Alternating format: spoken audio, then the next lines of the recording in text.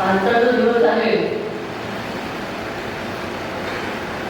आजच्या तिथीला भाऊसाहेब महाराजांनी देह सोडलेला आणि त्यांच्या स्मरणार्थ आपण आता कार्यक्रम करणार आहोत.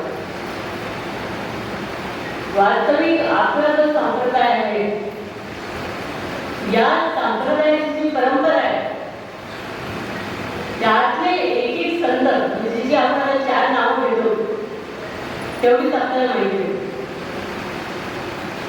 हे सगळे एकापेक्षा एक ग्रेट झाले आणि त्यांनी आपापल्या गुरूंच्या आज्ञेनुसार धर्माचा प्रचार केलेला आहे आणि त्यांची शिकवण आजही आमच्या लक्षात आहे. आता भाऊसाहेब महाराजांबद्दल म्हणायचं झालं तर, जेव्हा भाऊसाहेब महाराजांनी समाधी घेतली, गुरुलिंग महाराजांनी त्यांच्या आधी घेतली, तेव्हा गुरुदेव रानडे एकदा आपल्या मित्राला घेऊन गेले आणि त्यांनी त्यांच्यामध्ये हिंमती महाराज म्हणजे गुरुलिंग महाराज त्यांच्या समाधीकडे हात दाखवला आणि भाऊसाहेब महाराजांच्या समाधीकडे हात दाखवला आणि म्हणाले की अहो गणपतराव, हे तुकाराम महाराज आहेत, हे ज्ञानेश्वर महाराज आहेत. म्हणजे हिंमती महाराज आणि भाऊसाहेब महाराज यांना ज्ञानेश्वर महाराज आणि तुकाराम महाराजांपेक्षा कमी समजू नका, ते त्याच योग्यतेचे आहेत असं गुरुदेव रानडेंनी सांगितलं. आणि गुरुदेव रानडे तुम्हाला माहिती आहे, भाऊसाहेब महाराजांचे पट्ट शिष्य, अंतरंगातले शिष्य. म्हणजे या त्यांच्या वाक्यावरून आपल्याला कळतं की त्यांची गुरुवर केवढी नितांत श्रद्धा होती आणि गुरुंची महती कशी वर्णन करतात ते. खरं म्हणजे धन्य सद्गुरू आणि धन्य शिष्य. एकदा त्यांनी सांगितलं, गुरुदेव रानडेंनी त्यांनी विचारलं की आपला संप्रदाय कोणता. तेव्हा त्यांनी उत्तर दिलं की आपला संप्रदाय हा स्वरूप संप्रदाय. स्वरूप संप्रदाय म्हणजे स्वरूपाबद्दल वर्णन करणारा, स्वरूपाबद्दल माहिती देणारा, स्वरूपाला कसं ओळखायचं, कसं जाणायचं, कशी कृपा संपादन करायची आणि तेच म्हणून कसं राहायचं, हा संप्रदाय तेच प्रतिपादन करतो. वास्तविक जे ब्रह्मज्ञानी संत आहेत, आत्मसाक्षात्कारी संत आहेत, त्यांचा सगळ्यांचा संप्रदाय एकच आहे, तो म्हणजे स्वरूप संप्रदाय. स्वरूप संप्रदाय म्हणजे काय त्यांनी सांगितलं की स्वरूपाला ओळखणं. स्वरूपाला ओळखणं म्हणजे काय? रामदास स्वामींच्या भाषेत पहावे आपणाची आपण, या नाव ज्ञान. म्हणजे आपल्याला आपण बघायचं, आपलं दर्शन आपण घ्यायचं, हा आत्मसाक्षात्कारी सर्व संतांचा उद्देश आहे.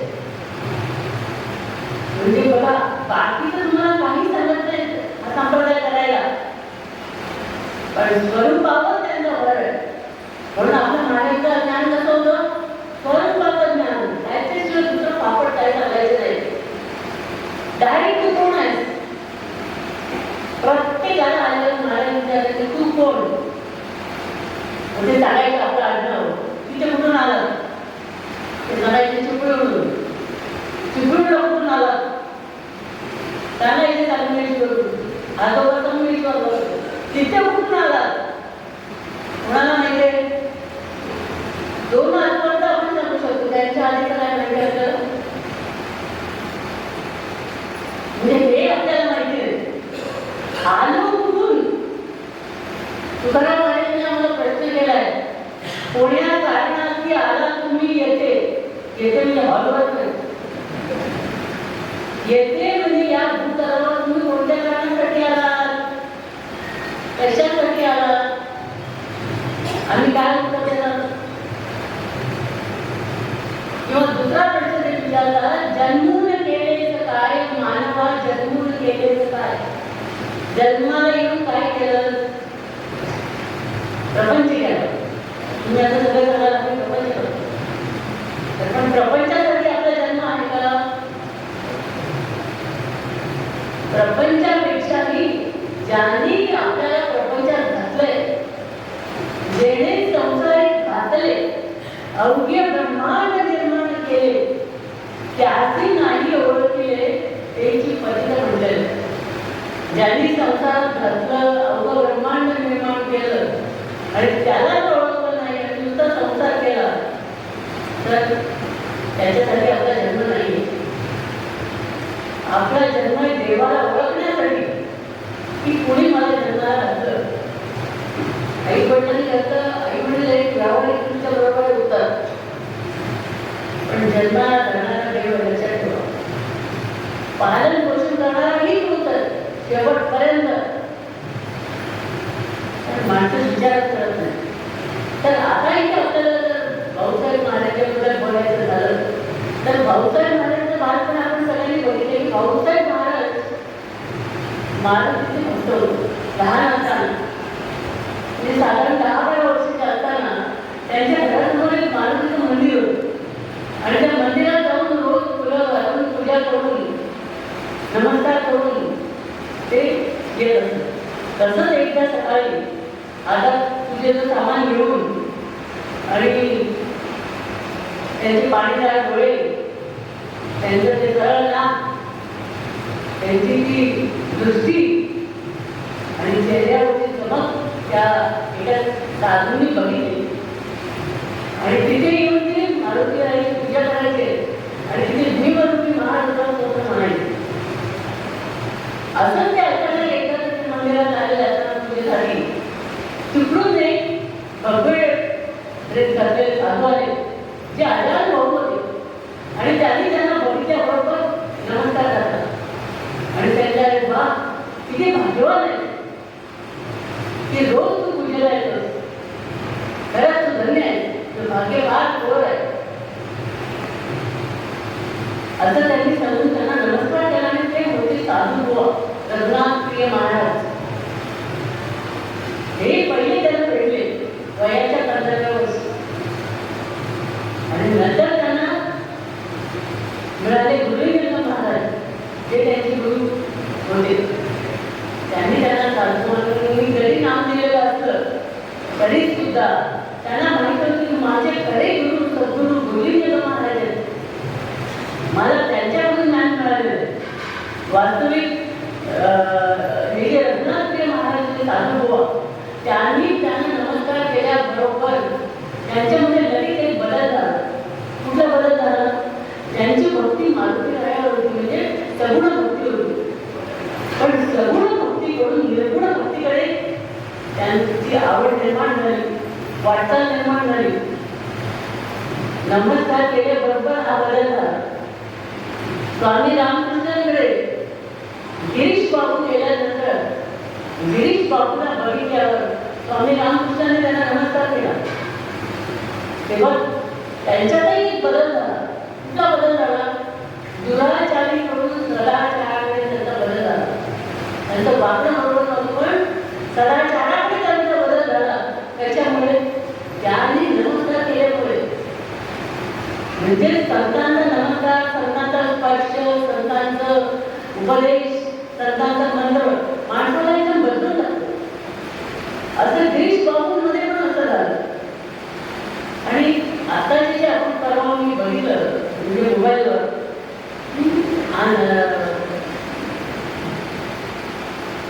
मध्य प्रदेशमध्ये जबलपूर जवळ एक दादापूर म्हणून स्वामी आहेत, जे अन्न खात नाहीत आणि 3 वर्ष त्या नर्मदेच्या पाण्यावर आहेत. 3 वर्ष नर्मदेचं पाणी पिऊन येते, पण तरी सुद्धा ते नर्मदेच्या परिक्रमेला निघालेले सगळ्यांबरोबर. आज 3 वर्ष नुसत्या पाण्यावर राहून सुद्धा परिक्रमेमध्ये ते पळतात सगळ्यांच्या पुढे.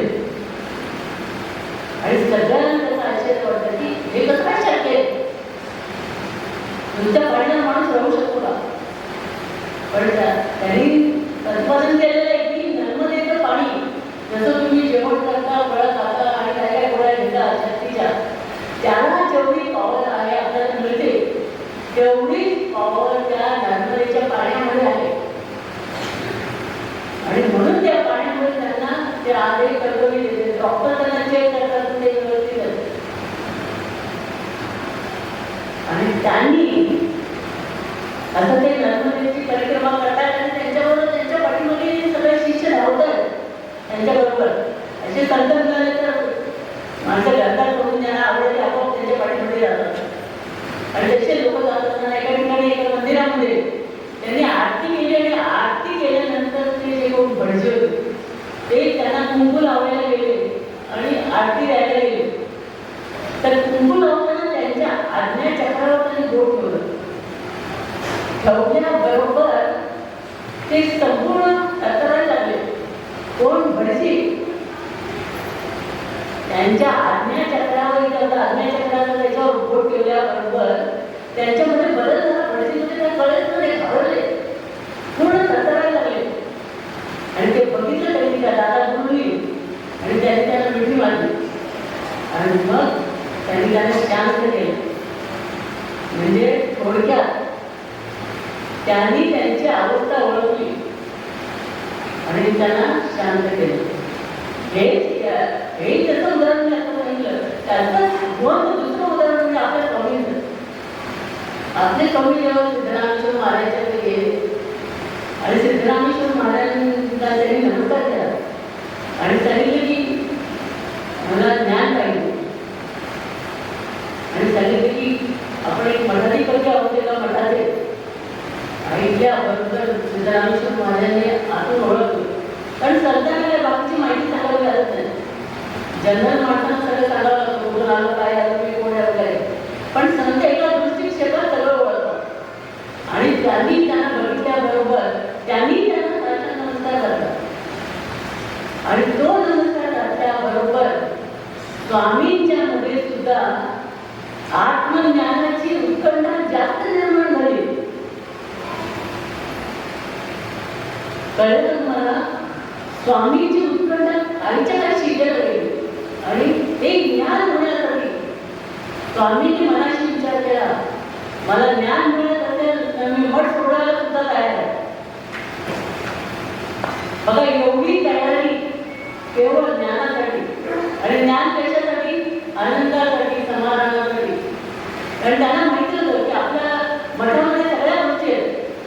पैसा आहे, अधिकार आहे, सगळं आहे. आता कोल्हापूरचा पण तुम्ही बघितलं किती मोठा आहे. एवढं सगळं असून सुद्धा समाधान नव्हतं त्याला. आणि समाधान नव्हतं म्हणून समाधानासाठी ते गुरुंना शोधायला गेले आणि त्यांनी नमस्कार केले. यांच्यामध्ये सुद्धा बदल झाला आणि त्यांची उत्कंठा एका शिगेला पोहोचली की मठ सोडायला लागला तरी हरकत नाही, माझं पद पण सोडायला तयार आहे, मठ पण सोडायला तयार आहे, पण काही मला यांच्याकडून ज्ञान झालं पाहिजे. म्हणजे असे जे महापुरुष एक संतांना भेटले आणि त्यांनी त्यांना स्पर्श केल्याबरोबर त्यांच्यामध्ये आम्हाला बदल झाले. आणि नुसते बदल झाले नाही, पुढे ते अधिकारी झाले, परमार झाले. गुरुदेव नांदेडला एकदा विचारलं एकाने की भाऊसाहेब महाराज तुम्ही भाऊसाहेब महाराजांबद्दल खूप सांगता, पण तुम्ही त्यांच्याकडे गेल्यावर तुम्हाला काय मिळालं त्यांच्याकडून? तेव्हा त्यांनी सांगितलं, जे नारायण महर्षींना मिळालं, जे गृहाला मिळालं, जे ऋषीमुनींना मिळालं, हेच मला मिळालं. आणि जो आत्मसाक्षात्कार ज्ञानाचा त्यांना झाला, जो तुम्हाला झाला भाऊसाहेब महाराजांकडून. म्हणजे बघा, त्यांनी डायरेक्ट नारायण मुनींना जो साक्षात्कार झाला तो तुम्हाला त्यांच्याकडून झाला. म्हणजे त्यांनी गुरुंची सौम्य किती वर्णन केले. हा साक्षात्कार असा झाला तरच आपल्याला गुरुंची किंमत समजते, गुरु काय आहे. नंतर आपण काय करतो, नमस्कार करतो, वास्तविक गुरुंना आपण आपण ओळखत नाही. गुरु म्हणजे काय, अशा शिष्यांनी बघावं की त्यांच्यामध्ये कसे बदल होतात. म्हणजे भाऊसाहेब महाराजांनी गुरुदेव नांदेडची सगळी भक्ती ओळखली, त्यांची विचार बुद्धी ओळखली आणि हे गुरु त्यांनी मोठे होतील म्हणून त्यांना सुद्धा त्यांनी सगळे आपले पॉवर त्यांच्यामध्ये पण परिवर्तन केलं. आपले नरेंद्र म्हणजे विवेकानंद त्यांचं रामकृष्ण ओळखत पण नव्हते, पण रामकृष्ण त्यांना नारायणाचा अवतार समजत होते. आणि रामकृष्णाने त्यांच्यावर प्रत्यक्ष नारायणाचा अवतार म्हणून प्रेम केलं. आणि हे प्रेम त्यांना सुद्धा ओळखता आलं नाही विवेकानंदांना. प्रत्येक गोष्ट त्यांना जी मिळायची त्यांच्यासाठी ते काढून ठेवायचे, बदाम आले काढून ठेवायचे, बाजूला काढून ठेवायचे.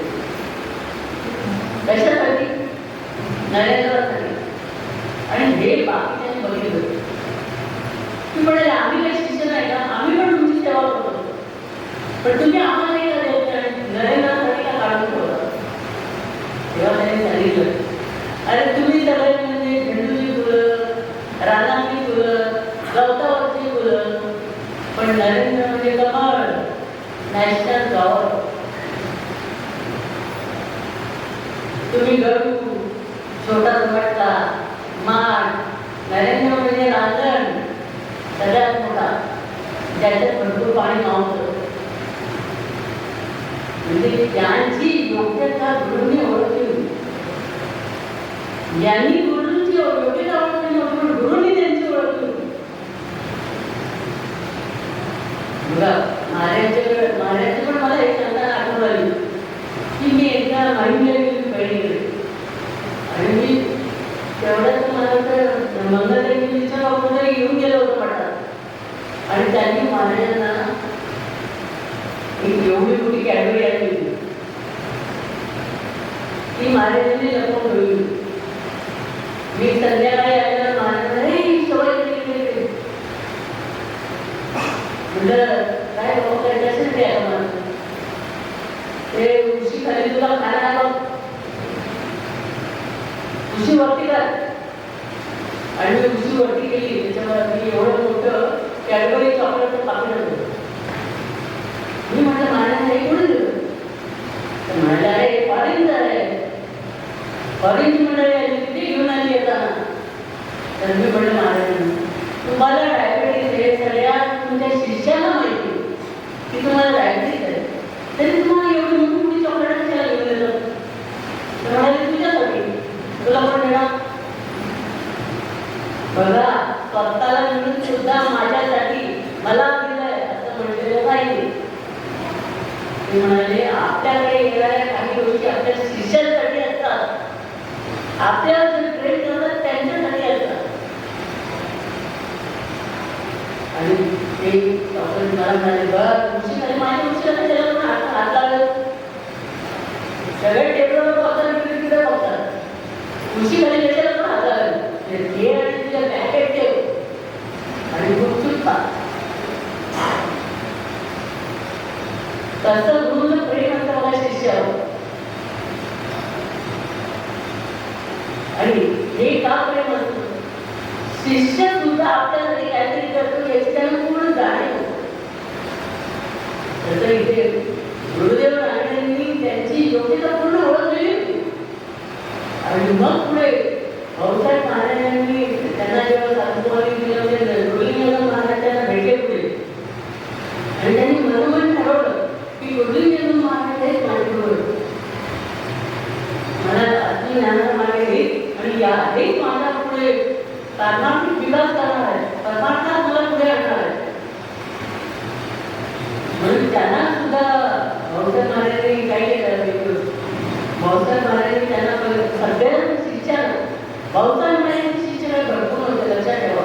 आता आजकाल संतांच्याकडे जर आपण बघितलं तेवढी माणसांची गर्दी हॉल सुद्धा कमी पडतो, पेंडॉल असलेला तो सुद्धा कमी पडतो, एवढी माणसांची देशा गर्दी. पण भाऊसाहेब महाराजांकडे एवढी माणसं होती, आपल्याकडे तेवढीच होती. पण भाऊसाहेब महाराजांना जरी आमच्याकडे माणसं थोडी असते ती चांगली होती. आणि दुसरी गोष्ट त्यांच्यावर आम्ही त्यांच्यातले ज्ञान घेऊन शिष्यपुढे गेलेले म्हणजे होती थोडी पण तयारीची होती.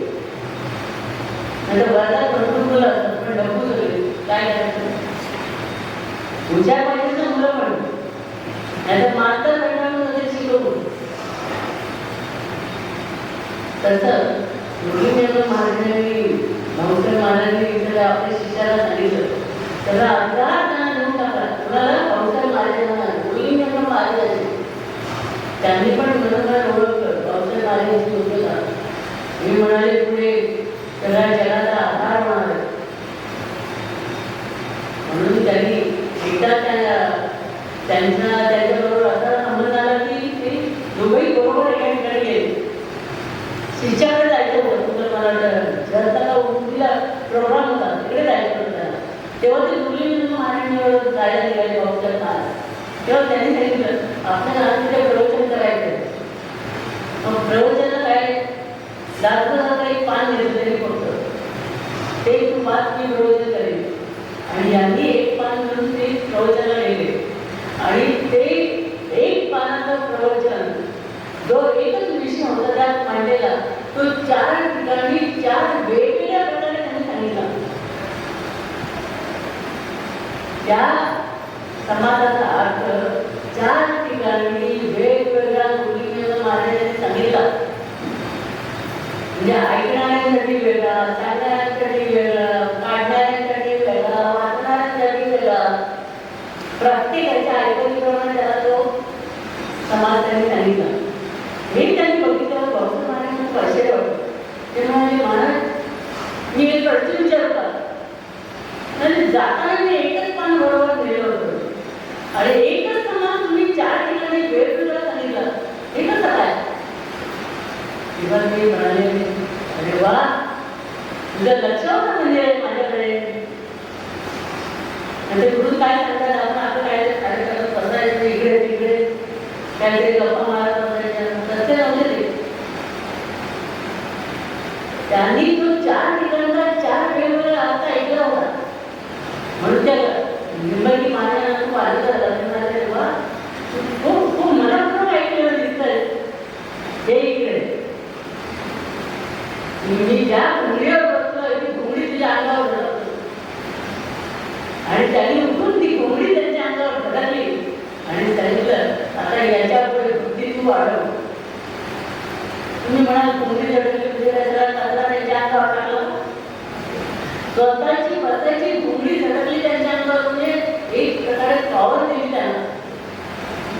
गुरु शिष्याला पॉवर कशी देतील हे आपल्याला सांगता येणार नाही. कोणी स्पर्शाने दिली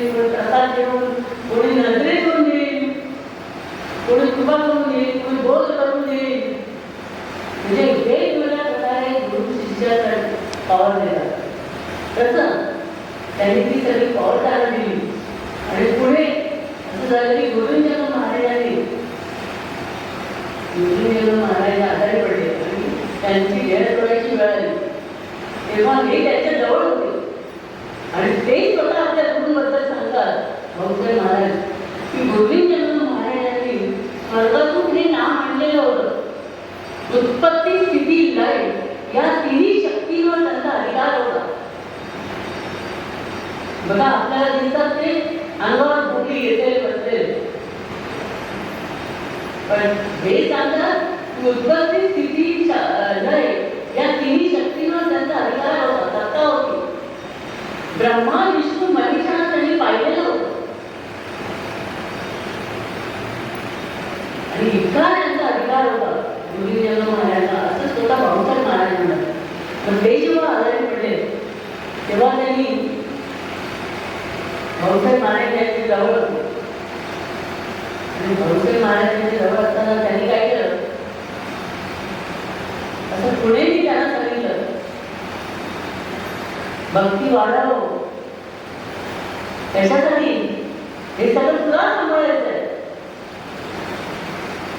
तर भक्ती वाढव.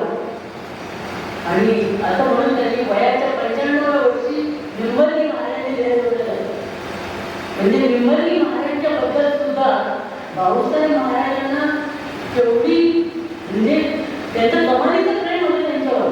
ते चालत असतं त्यांच्या पालकाने पकडायचे आपल्या हातात पकडायचे. गोविंदचंद्र महाराजांचं नुसतं नाव पाडण्यासाठी त्यांच्या डोळ्यातून अडचण यायचे. ते रडायला लागले त्यांच्या आठवणी लागली. असे त्यांनी जय ठेवल्यानंतर त्यांना त्यांनी भक्ती करायला पुढे सांगितली हे सगळं परंपरा तू पुढे चालवायची आता. आणि भाऊसाहेब महाराजांनी पुढे परंपरा चालवली आणि त्यांनी सांगितलं की गुरूंच्या कृपा आशीर्वादामुळे मला एक अलौकिक शक्ती प्राप्त झाली आणि ती अलौकिक शक्ती सगळं काही करायला लागली.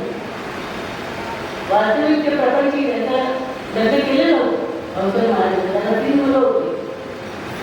पण प्रपंचाचं सुद्धा बाहेर प्रपंचातली कर्तव्य सुद्धा ते दर्शपणे करत होतं आणि उरलेला वेळ नामस्मरणासाठी होता.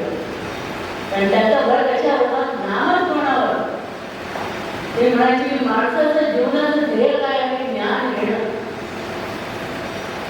ज्ञान घेतलं पाहिजे त्याची, नाही तर तो नरक पैसे म्हणजे देहा नराला वागणं पडूच असतं.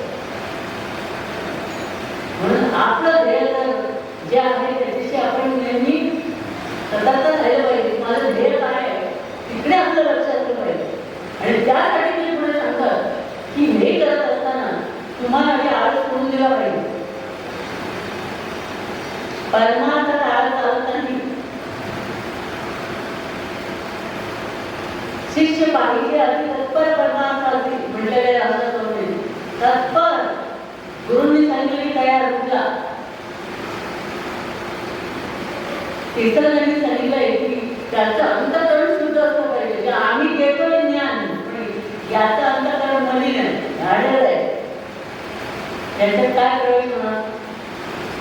आता ताटामध्ये पाणी, पाण्यामध्ये खूप कचरा आहे, तर आतलं दिसेल तुम्हाला, तुमचं प्रतिबिंब दिसेल नाही, शेवटी कचरा आहे. तसे ज्याच्यावर हे परिवर्तन करायचंय, संचलित करायचे, तो स्वतः किती राहिलेला पाहिजे. म्हणून त्यांनी सांगितलं की तो सुद्धा उत्साही पाहिजे परमार्थासाठी. की भाऊसाहेब म्हणायचं माझ्या मनात सांगत नाही, त्याचं अंतरंग शुद्ध पाहिजे. म्हणून बघा महाराजांनी सांगितली उत्तम पडले हौस आई बोलले ऐका अघोर तप मारी तू अंतरंग शुद्ध केलं नसता. म्हणजे अघोर तप केलं आणि आत जर शुद्ध नसेल, अंतरंग अंतःकरण शुद्ध नसेल, काही होऊ नसतं. किंवा भुकेले काय पोटात अन्नाची टोपली वाढलेली पण पोटात काही उपयोग काय. तसंच भरपूर काही केलेलं आहे पण ज्ञानच नाही, उपयोग काय. खूप मोठा आहे पण ज्ञान नाही, वाया गेलं. म्हणजे त्याच्यासाठी अंत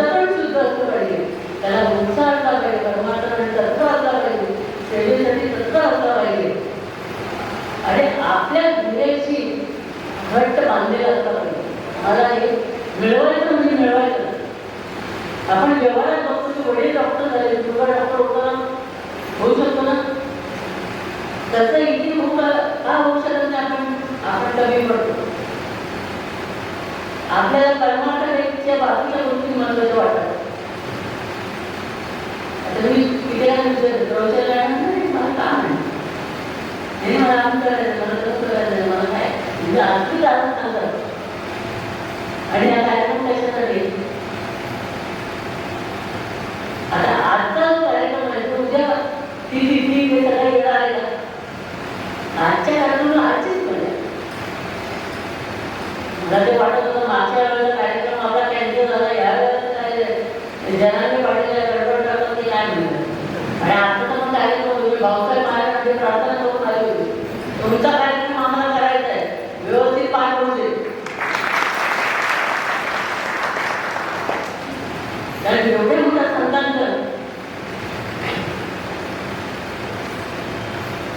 म्हणजे त्यांनी या अशा परमार्थाच्या पायऱ्या आपल्याला सांगितल्या.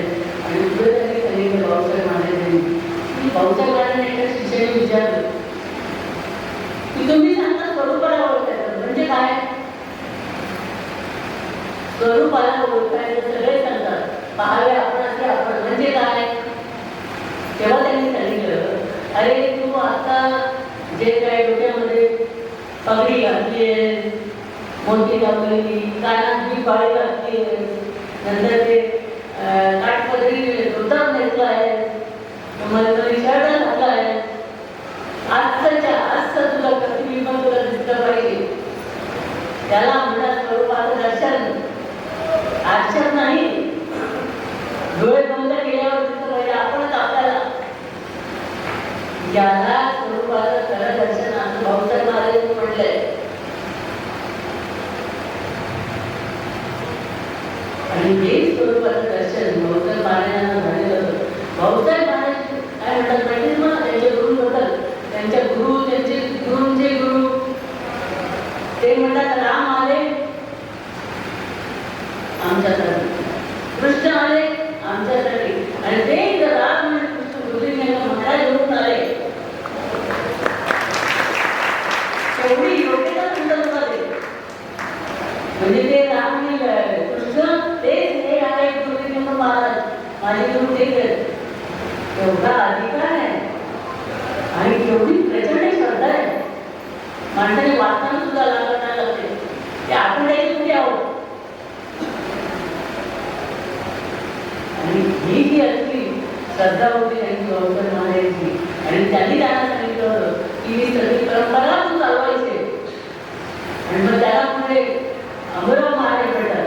आणि अंबुराव महाराज भेटल्यानंतर अंबुराव महाराज सुद्धा चांगला तयारी करतं, सांगेल सेवा करायची त्यांची तयारी असते. आणि भाऊसाहेब महाराज त्यांच्या एका परीक्षा घेतात आणि त्या परीक्षेमध्ये अंबुराव महाराज उतरतात आणि ते शिष्याला भेटतात. आपण बघा अंबुराव कसं आहे, आपल्याला वाटत तसा नाहीये, त्याच्या अंगामध्ये फार सेवा आहे. पण अंबुराव महाराजांना कुठेतरी मनात वाटत असतं की यांना नाम द्यायचा अधिकार कोणी दिला. त्यांना साधं मनात वाटत असतं. शेवटी ते भाऊसाहेब महाराजांना एकदा विचारत असतात, महाराज तुम्हाला नाम द्यायचा अधिकार कोणी दिला? शिष्य गुरुंना विचारतो, असाही वेळेवाटे करू शकतात. आता गुरुंना आपल्याला विचारायची काय गरज आहे? तिकडे स्वतः येऊ शकत नाही ती गोष्ट, ती गुरुंनीच द्यावी लागते.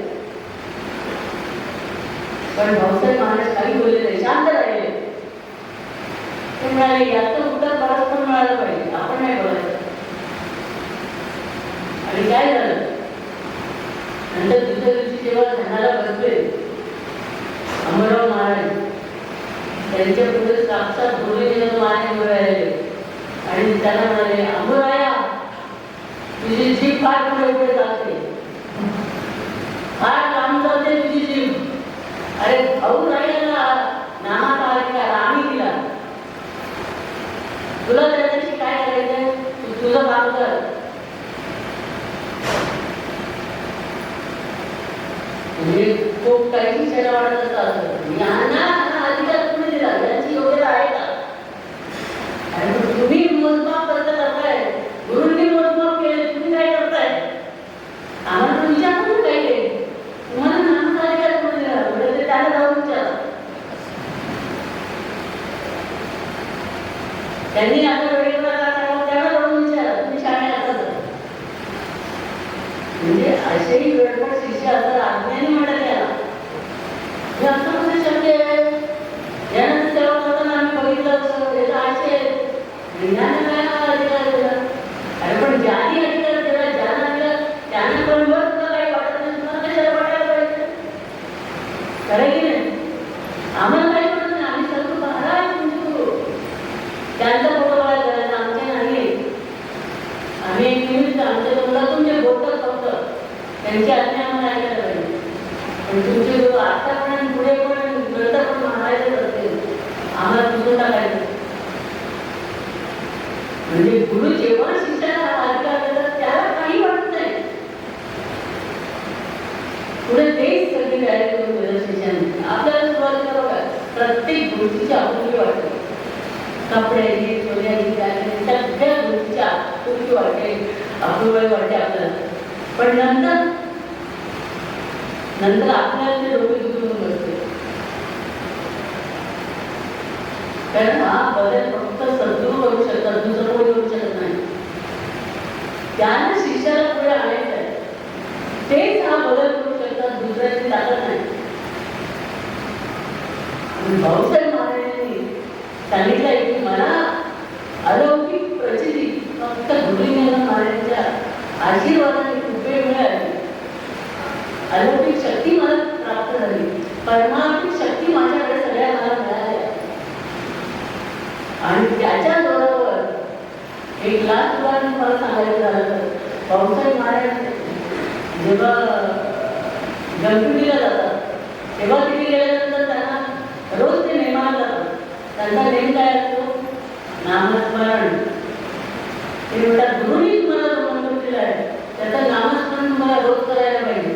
आता काळ घेऊन करलं पाहिजे असं काय ते येतात. आता तुम्ही तुमचं नाव विसरता का? विसरता मिस्टरांचं नाव नाही म्हणजे करतात ते पण लक्षात आडनाव पण लक्षात सगळं लक्षात बिन काय करतात आणि त्याच्याला पर्यंत इतकं सोपं आहे. आपल्या नावानं जग करतो का आपण? मला झोपे विचारून मी तुमचं नाव सांगत नाही माझं नाव म्हणते हे तुम्ही लक्षात ठेवलं तर मी आत्मा का लक्षात राहत नाही. त्यांनी सांगितलं भाऊसाहेब महाराजांनी की जसं प्रपंची माणसाला एकदम श्रीमंत होता येत तसं परमार्थी माणसाला परमार्थी शिष्याला एकदम भाऊसाहेब महाराजांचा होता येणार नाही. प्रयत्न करायला पाहिजे, अभ्यास करायला पाहिजे, चिंतन करायला पाहिजे, स्मरण करायला पाहिजे. तर हळूहळू तुमच्या बाजूला जाईल. इथे पण संसारामध्ये पैशासाठी प्रयत्न करावे लागतो. आणि भाऊसाहेब महाराजांचा भर कशावर होता? प्रयत्न आणि अभ्यास स्मरण देवाचं केलं पाहिजे. म्हणून त्यांच्या नामस्मरणावर जास्त भर होता. नामस्मरण कसं राहतात ते कट्टानी निष्ठेची सेवा झाली. नामस्मरण केलं तर एक शेअरभर दूध पिण्यासाठी टाकलं येतो. जसं ते आज बोलत ना नर्मदेचं पाणी पिऊन राहतं तसं हे सुद्धा नामाने जगत होते. म्हणजे माणूस हा अन्नावर जगत नसून चित शक्तीवर जगतो. आतल्या शक्तीवर म्हणजे आतल्या शक्ती त्यांनी जिंकली तो राजा दिला झाला विश्वंभर झाला. म्हणजे तसे भाऊसाहेब महाराज नेमाला जातात आणि त्यांच्या पाठून एक शिष्य जातो की जातात पुढे रात्रीचे तो शिष्याचा जातो. पण भाऊसाहेब महाराज निवडून त्याच्या मनात पाय टाकत टाकत टाकत भरत निघून जातो. याला कशाला जाता येते निवडून त्याच्या मनातून निवडून तुम्हाला माहिती काट्यात निवडून झाला. त्या काट्यातून चालली याची हिंमत आहे का? राहायला मागे म्हणाला मी आता रस्त्यातच बसतो. परत आले की आता रस्त्याने येते आणि त्याचा नेम आठवून येतात रात्री आणि सकाळी पहाटे जाते. आणि ते बघतात नाही. अरे तू विचारते अजून तुमची वाट बघतो. पण म्हणाले महाराज तुम्ही या मध्यरात्री आणि इकडे नवरुजाच्या मनातून या घरी कुठे जाता एकटे, तुम्हाला भय वाटत नाही का? तेव्हा त्यांनी छान उत्तर दिलं, भय कशासाठी वाटेल? चोराच्या मागे पुढे जसे पोलीस असतात पळून नाही म्हणून पकडायला, तसं माझ्याकडे जो आत्मा असतो तो पुढे जातो, त्याच्या मागून मी चालतो. मी एकट्याकडे असतो, मला तर तोच सांभाळ करून तोच चालवतो. असं मला मारायला जेथे जातो तेथे तू माझा चांगला नाही, जिथे जाई तिथे. आता आपल्या वेळेच्या ताई होत्या, मला म्हणतात काय तुम्ही रात्री 11 आणि 12 वाजता इतके येतं, घाबरायचं काय? रिक्षातून उभं करून एकटे यायला भीती असली. एकदा मनाची तुमची धारणा तर घाबरायची गरजच नाही. असं तसं ते सांगतात की तुम्ही ना ते आत्म्याचं स्मरण कराल तर तुम्ही अंमलदार व्हाल, हे त्यांचे शब्द आहेत. आणि तो तुम्हाला आयुष्यभर सांभाळेल, सगळं तुम्हाला सगळीकडे साथ देईल. असं करून भाऊसाहेब महाराजांनी शेवटच्या क्षणापर्यंत त्यांचं प्रचाराचं काम मुरलीधर महाराजांनी त्यांना सांगितलेलं आज्ञा केलेली होती की तू ही भक्ती वाढव. त्याप्रमाणे त्यांनी भक्ती वाढवली. आणि मुरलीधर महाराजांचं पण जेव्हा त्यांनी समाधी घेतली आणि समाधी बांधली होती त्यांनी, पण त्या गावातल्या लोकांनी सगळी बुजवता केली. तेव्हा त्यांना खूप वाईट वाटलं की मी जात होतो निंबळगीला, तर मी गुरुच्या समाधीच्या तिथे पाया पडून येत होतो, पण या लोकांनी ती समाधी पण काढून टाकली, तिथून बुजवून टाकली. त्यांना खूप वाईट होतं. त्यांच्या स्वप्नामध्ये ध्यानात त्यांच्या मुरलीधर महाराजांनी कशासाठी काळजी होतो, एक मूठभर माती उचल आणि तुला पाहिजे तिथे ठेवून बांध समाधी. आणि त्याने अशी मूठभर माती उचलून तिथे समाधी मध्ये इथे दिला आपल्या गुरुची. आणि तिथे ही सगळी परंपरा पुढे चालू झाली. म्हणजे सद्गुरू काय करतात, त्या विष संकेतानुसार आपलं कार्य करतात आणि आपली काळजी करतात. आपल्यासाठी सगळं करून ठेवलेलं आहे. गुरुच्या समाधी वगैरे कशासाठी, पाठी मागून येणाऱ्या लोकांना आदर्श राहायला पाहिजे, पाठी मागून येणाऱ्या लोकांना कळलं पाहिजे. आणि हे सगळं त्यांचं प्रवचन आणि त्यांचा जो भोग आहे कशासाठी आहे, पाठच्या मागताना. पण आपण आत्म्यांना धडपड देताना कळतं, आपली काळजी केली जाते. हे संतांचं मुख्य कार्य. म्हणजे परमेश्वराच्या संकेतानुसार ते येतात, आपलं कार्य करतात आणि परमेश्वरामध्ये विलीन होऊन जातात. पण त्यांच्यातच विलीन होऊन जातात. म्हणून ते शेवटी ते आजारी पडतात. आणि आजारी पडल्यानंतर त्यांचे सगळे शिष्य असतात, त्यांना काळजी वाटायला म्हणतात की यांच्याकडे सगळी निरवणीची भाषा असते भाऊसाहेब महाराजांच्या त्यांच्या तोंडात. तेव्हा ते शिष्य म्हणतात की तुम्ही गेलं तर आमचं कसं व्हायचं, ही भक्ती कोण वाढवेल, ही परंपरा कोण चालवेल, तुम्ही गेला तर आमचं कसं होईल.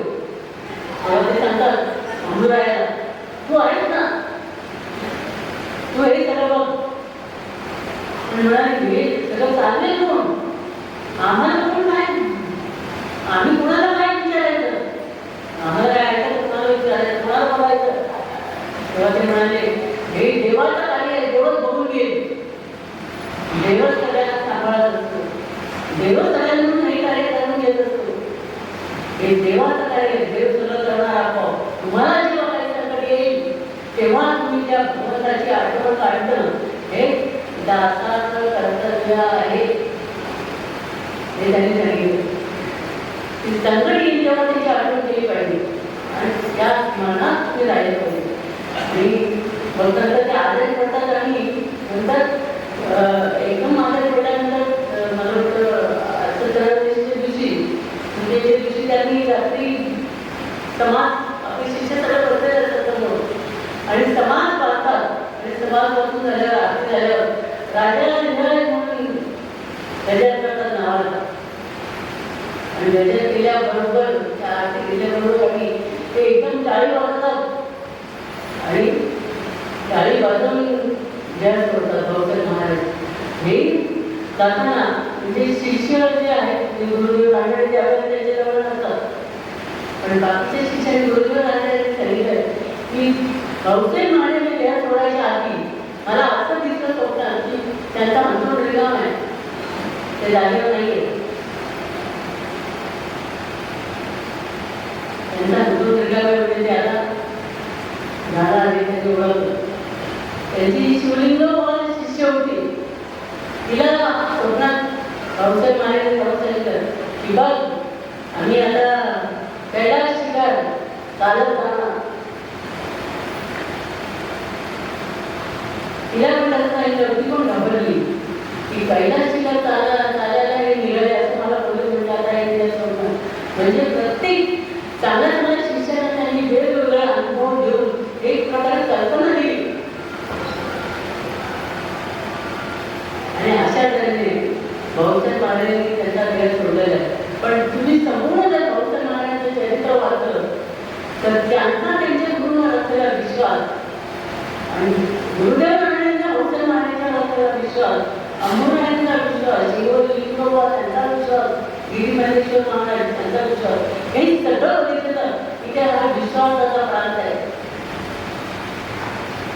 इथे कोणाचे मोजमाप करायचा प्रांत नाही आहे. हा विश्वासाचा ज्याने त्यांनी जेव्हा आता आलं तेव्हा भेटीची जवळ येतो. ज्याच्याकडे आता चांगले श्रद्धा चांगली त्याला सगळं जवळ आहे. शुद्ध ज्याचा भाव झाला दुरी नाही देव आहे. शुद्ध भाव ज्याच्याकडे देव जवळच आहे. म्हणून आपला हा भाव चांगला असला पाहिजे. भाऊसाहेब महाराजांनी सांगितलं की भाव मात्र चांगला असला पाहिजे. शुद्ध असा भाव त्याचा भाव त्याला टाळतो.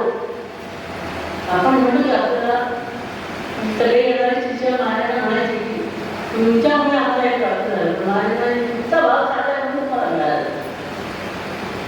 आपण स्वतः क्रेडिट घेत नव्हतो. नाही मी तुला कृपा केली, मी तुला सांगितलं म्हणून तुझं काम झालं नाही. तुमचा भाव चांगला आहे. तुम्ही सत्संगात येतात, तुम्ही सेवा करता म्हणून तुम्हाला सगळ्या गोष्टी कळत जातात. म्हणजे मला इथे सांगायचं तात्पर्य काय, असे हे भाऊसाहेब महाराज जी परंपरा आहे त्यांचं संपूर्ण पुस्तक जर तुम्ही वाचायला गेलं तर तुम्ही सोडणारच नाही. आणि खरे तुम्ही परमात्म्याचं तर तुमच्या घराला पाणी येतं आपोआप. इतकं त्यांचं संबंध चरित्र म्हणजे सगळं भक्ती करणारे भाऊसाहेब महाराज निर्गुण भक्तीपर्यंत जाऊन त्या शक्तीपर्यंत जाऊन गुरूंना साथ देऊन गुरुच्या कृपेने तेच होऊन जातात. म्हणून आजच्या दिवसात आपल्याला त्यांना जशी नामस्मरणावर त्यांचा भर होता तसं नामस्मरणावर आपण पण लक्ष ठेवायला पाहिजे सगळ्यांनी की स्मरण देवाला ते करावे, अखंड नाम पुढे जावे, नामस्मरणे पावावे तुम्हाला अखंड नाम चालू असलं पाहिजे. आपण ते दाखवायच्या गोष्टी नाही आहेत. कधी मी तुम्हाला कधी मान घेताना बघितलेलं नाही, कधी तुम्हाला जप करताना बघितलेलं नाही. अरे इथे गुरुजींनी महाराज स्वतः म्हणतात की फळ जर बाहेर असेल फांदीवर आणि ते जर परिपक्व झालेलं असेल तर त्याला सगळे गावडी येऊन स्वतः मारतील, त्याला वात्रट मुलं येऊन दगड मारतील, त्याला पक्षी येऊन स्वतः मारतील, वात्रट येऊन काढून खाऊन टाकतील, असे अनेक त्याच्या तडा करतील. त्याच्यापेक्षा तेच फळ जर पानाखाली राहिलं तर ते सुरक्षित राहील. ते खराब होणार नाही, त्याचा नाशही होणार नाही, ते अगदी गोड होईल. जसं ते पिकत जाईल परिपक्व होईल तसं ते गोड होईल. तसं आपण सुद्धा आपली भक्ती यांच्या आड आळूच केली पाहिजे. कोणाला दाखवता न दाखवता भक्तीला डांगरा पिटायचं नाही. भक्ती ही आतून असली पाहिजे आणि ही दाखवायची गोष्ट नाही आहे. तुमच्या हातात आहे फक्त सेवा करणं, ही सेवा व्यवस्थित झाली पाहिजे. सेवेने जीव प्रसन्न होणार आणि सेवा ही त्याची पहिली पायरी आहे. नाचनामध्ये काय तुझं तद्विधी परिपालन प्रश्न सेवा आहे. तू आधी बाबा जाऊन त्यांची सेवा कर, त्यांचे पाय धर आणि मग त्याचे प्रसन्न होईल. मग त्याला प्रश्न विचार. असं गेल्या गेल्या प्रश्न तुला उत्तर मिळणार नाही. तुमच्या पण काय नाते ते बघतात ना ते. तुमची तयारी केली पळून जाणारे आहेत की काय. महाराजांनी पण मला मठात गेल्याबरोबर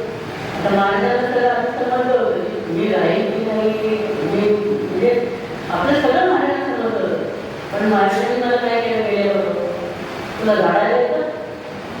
2-3 दिवस बाई थंडी गेली, मला काहीच काम नाही, तुला झाडायला येतं?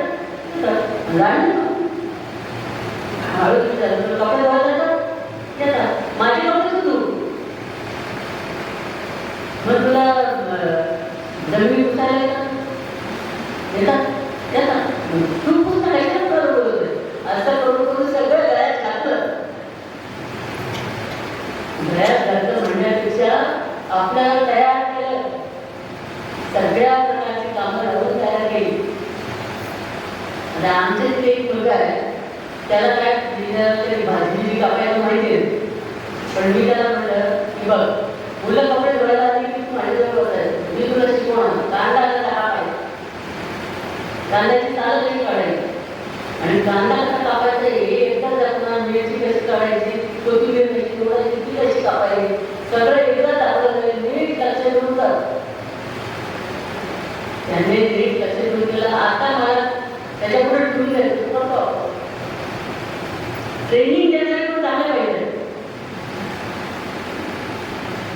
सांगायचं निवडून जायचं नाही, एकदा चांगलं समजावून सांगायचं ट्रेनिंग त्याला. मी मुलं आमची कपडे कुठे ठेवायची, कपड्याला स्टार्च घालायची, सगळं करायचं. इतकी तयार झाली पण माझ्यापेक्षा छान झाला लागले. पण ते एकट्याला सांगायला लागले, घरी सांगायचं नाही ना, आपण आईचं साडी धुतो आणि स्टार्च करतो म्हणून. नाही तर आपल्या मुलाला साडी घेऊन पडते घरात, घरी सांगायचं नाही.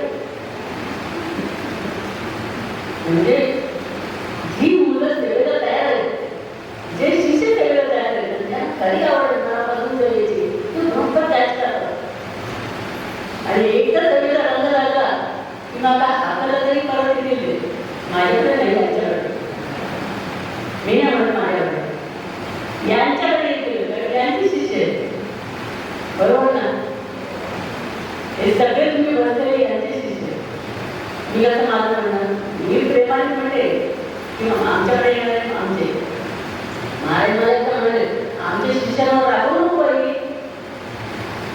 म्हणजे रागवू नको म्हणताय तुम्ही, बरोबर आहे, पण जो आपल्याकडे येईल तो आपला, जो आपल्याकडे येणार नाही त्याची काळजी आपण करणार नाही.